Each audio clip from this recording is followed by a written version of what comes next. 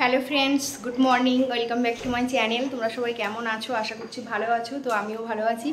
তো আমার নতুন একটা ভিডিওতে তোমাদের সবাইকে ওয়েলকাম জানাই। সকালবেলায় কাজবাজ সমস্তটাই হয়ে গেছে, আর এই যে মিষ্টিরও পড়া হয়ে গেছে। তো ও এবার স্নান করবে, আর আজকে পুজোটা মিষ্টিই করবে। তো ও রেডি হবে, আর আমি এদিকে রান্নাঘরে যাচ্ছি। তো রান্নাঘরে গিয়ে এবার রান্না বসাবো, আর সুজয় বাজার করে নিয়ে চলে এসছে। তো চলো দেখি কি নিয়ে এসছে আর কি রান্না করা যায়। তো এই যে এখন চা করে নিলাম, তো এবার চাটা খেয়ে নেবো, তারপরে রান্নাঘরে ঢুকবো, দিয়ে রান্না করবো। তো চলো এখন চাটা খেয়ে নিই।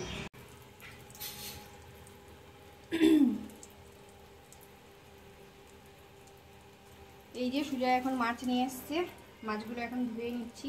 মাছের ডিম নিয়ে এসছে, তো ডিমের বড়া অমলেট।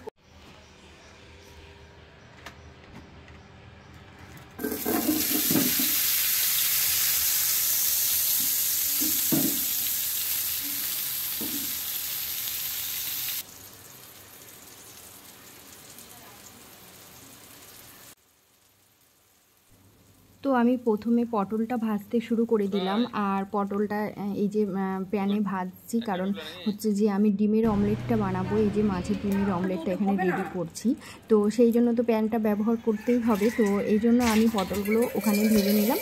তো তারপরে এই যে আমি এখন ডিমের অমলেটটা দিয়ে দিয়েছি, দেখো। আর এই মাছের ডিমের মধ্যে আমি একটা এমনি মুরগির ডিমও ভেঙে দিয়েছি। তো তারপরে দেখো এই যে বেশ বড় করে একদম পুরো প্যানটা ইয়ে করে দিয়েছি, তো দেখতে বেশ সুন্দর লাগছে। তো দেখো আমার অমলেটটা বেশ সুন্দর হয়েছে। তো এর মধ্যে আমি একটু বেসন দিয়ে দিয়েছিলাম, তো ডিমটা দেবো প্রথমে ভেবেছিলাম না, সেই জন্য অমলেটের পিছন দিকটা ঠিক এরকমটা হয়েছিল। তো আমার তো পটল ভাজা ডিমের অমলেট হয়ে গেল। তারপরে আমি এদিকে এই যে দেখতেই পাচ্ছ, কড়াইয়ে তেল দিয়ে একটু কালো জিরে ফোড়ন দিয়ে আমি করলাটা একটু নুন হলুদ দিয়ে ভালো করে ভেজে নিলাম। তো তারপরে এবার জল দিয়ে দেবো, আর কোনো মশলা দেবো না। তো করলার এই তরকারিটায় আমি কোনো মশলা দিই না, মানে একদমই প্লেন নুন হলুদ দিয়ে জাস্ট একটু ঝোলটা বানিয়ে নিই পাতলা করে। তো সেটাই করছি। তো দেখো আমার এইদিকে করলার ঝোল প্রায় রেডি হয়ে গেছে। তো আমি এবার মাছের ঝোলটা করে নেব।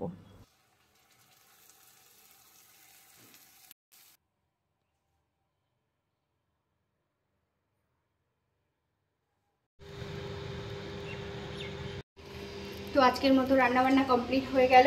তো এবার ছাদে যাব, কিছু জামা কাপড় ভিজিয়েছি, ওগুলো কাচতে যাব। এখন যাচ্ছি ছাদে, রান্নাবান্না কমপ্লিট হয়ে গেল। তো এবার গিয়ে জামা কাপড়গুলো কেচে নেব। বাইরে প্রচণ্ড রোদ, আর মিষ্টি টিউশনে গেছে, সুজয় চলে গেল।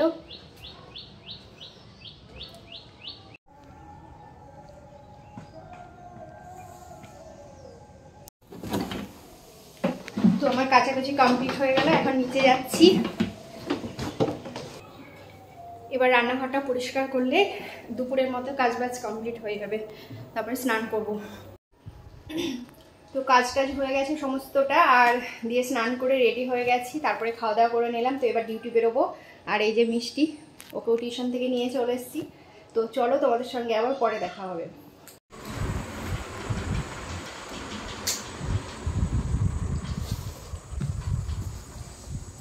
Hello friends, good evening.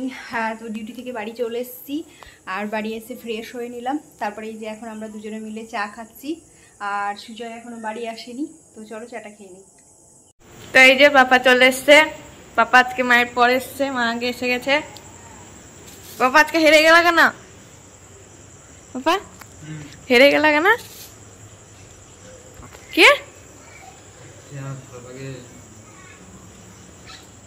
এখন রেডি হয়ে গেছি, চা খেয়ে একটু বেরোচ্ছি, যাব বাজারে, একটু দরকার ছিল।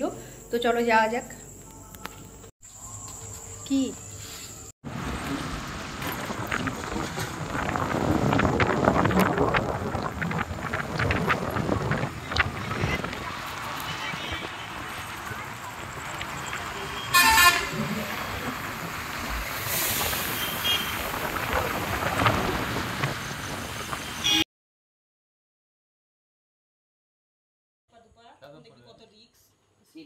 বাজার থেকে ঘুরে চলে এসেছি, আর বাজারে গেছিলাম কারণ হচ্ছে একটা কড়াই নেওয়ার ছিল। তো এই জন্য অনেক দিন থেকে ভাবছিলাম একটা কড়াই নিব, তো যাওয়া হচ্ছিল না। তো তারপরে আজকে চলেই গেলাম।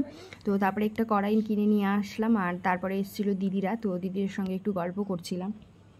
তারপরে ওরা চলে যাওয়ার পর খাওয়া দাওয়া করে নিলাম। আর আমি একটা অনলাইনে শাড়ি অর্ডার করেছিলাম, তো দেখো সেই শাড়িটাই এসছে। তো সেটাই আমি এখন বের করে দেখছিলাম শাড়িটা কেমন হয়েছে। আসলে কিছুদিন পর একটা অনুষ্ঠান আছে, তো আমি মাদের বাড়িতে যাব, তো সেখানে গরমে পরার জন্য হালকা পাতলা কটনের শাড়ি পরতে মানে ভালোবাসি আমি। তো এই জন্য এই যে হালকা কটনের শাড়িটা আমি, এটা অবশ্য কটন না, খাদি মতো, তো এই শাড়িটা অর্ডার করেছি। তো বেশ ভালো হয়েছে শাড়িটা। তো খাওয়া দাওয়া হয়ে গেছে আর দিদিরা এসেছিলো, তো দিদিদের সঙ্গে বেশ অনেকক্ষণ ধরে গল্প করলাম। আর তারপরে যে সমস্ত কাজগুলো ছিল তো সেগুলো সেরে নিলাম। তারপরে এই যে বিছানা হয়ে গেছে, সবাই শুয়েও পড়েছে। তো চলো আজকের ভিডিওটা এখানেই শেষ করছি। তো আমার ভিডিওটা যদি তোমাদের ভালো লেগে থাকে তো প্লিজ একটা লাইক করো, চ্যানেলটা সাবস্ক্রাইব করো, ফেসবুক থেকে যারা দেখছো পেজটা ফলো করে দিও, আর অবশ্যই শেয়ার করো। তো তোমরা সবাই ভালো থেকো, সুস্থ থেকো, আবার দেখা হবে নতুন একটা ভিডিওর সঙ্গে। ততক্ষণের জন্য tata, bye bye, good night.